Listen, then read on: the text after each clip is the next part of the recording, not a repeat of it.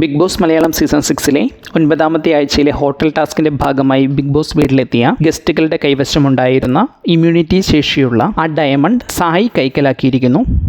Big boss വീട്ടിലെ 2ാമത്തെ അതിഥിയായി എത്തിയ ശ്വേത മേനോനാണ് പ്രത്യേക അധികാരങ്ങളുള്ള പ്രത്യേക ശക്തികളുള്ള ഈ ഡയമണ്ടുമായി ബിഗ് ബോസ് വീട്ടിലെത്തിയത്. ആദ്യ 2 ദിവസങ്ങൾ ആരും തന്നെ ഈ ഡയമണ്ട് ശ്വേതയുടെ മുറിയിൽ നിന്നും എടുത്തില്ല.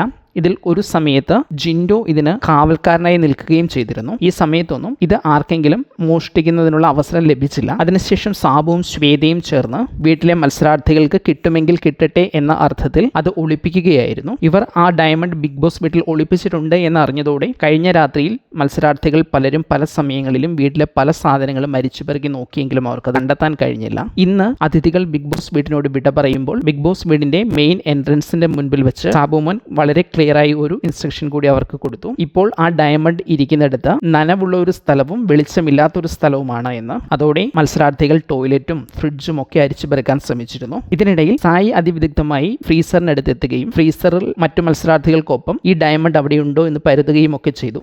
അതിനിടയ്ക്ക് സായി തൻ്റെ ബോഡി പെയിന് ഐസ് പാക്ക് വെക്കാനായി അവിടെ വെച്ചിരുന്ന ഒരു പാത്രത്തിലെ വെള്ളം അല്ലെങ്കിൽ ഐസ് ബോക്സ് എടുത്തുകൊണ്ട് പുറത്തേക്ക് പോന്നിരുന്നു. സത്യത്തിൽ സായി ആ പാത്രത്തിനുള്ളിൽ ഡയമണ്ട് കാണുകയും മറ്റാരും അറിയാതെ തൻ്റെ ബോഡി പെയിനിന് വേണ്ടി അവിടെ നിന്നും ഐസ് കട്ട എടുത്തുകൊണ്ട് പോയി എന്ന് മാത്രം മറ്റു മത്സരാർത്ഥികൾക്ക് തോന്നുന്ന തരത്തിൽ അത് കൊണ്ടുപോവുകയായിരുന്നു. അതിനുശേഷം അത് ക്യാമറയെ കാണിച്ചുകൊണ്ട് ഡയമണ്ട് എൻ്റെ കയ്യിൽ കിട്ടിയിട്ടുണ്ടെന്നും ഇത് ഞാൻ ശ്രീരേഖയെ സേവ് ചെയ്യാൻ വേണ്ടി ഉപയോഗിക്കുമെന്നും പറയുന്നുണ്ട്. അതിനുശേഷം വീണ്ടും വീട്ടിലുള്ള മറ്റു മത്സരാർത്ഥികളുടെ ഇടയിൽ എവിടെയായിരിക്കും ഈ ഡയമണ്ട് ഉണ്ടാകുക എന്നതിനെക്കുറിച്ച് സംസാരിക്കുന്നുമൊക്കെയുണ്ട്. അതിനിടയ്ക്ക് താൻ ശ്രീരേഖയെ സേവ് ചെയ്യുമെന്ന് പറയുമ്പോഴും ശ്രീരേഖ ഇതിനെക്കുറിച്ച് സംസാരിച്ച് സായിയുടെ അടുത്ത് വരുമ്പോഴും ഒരു തരത്തിലും ഒരു ക്ലൂ കൊടുക്കാതെ കൂടുതൽ കൺഫ്യൂസ് ചെയ്യിപ്പിച്ച് ശ്രീരേഖയെ തിരിച്ചുവിടുന്നതും കാണാം. ഏതായാലും സായിയുടെ കൈവശമാണ് ഇപ്പോൾ ഡയമണ്ട് ഉള്ളത്. ഇത് പിന്നീട് വീട്ടുകാർ മനസ്സിലാക്കുകയോ ഏതെങ്കിലും രീതിയിൽ മോഷ്ടിക്കുകയോ ചെയ്തില്ലെങ്കിൽ അത് ശ്രീരേഖയ്ക്ക് വേണ്ടി ഉപയോഗിക്കാനാണ് സായി ഇഷ്ടപ്പെടുന്നതും.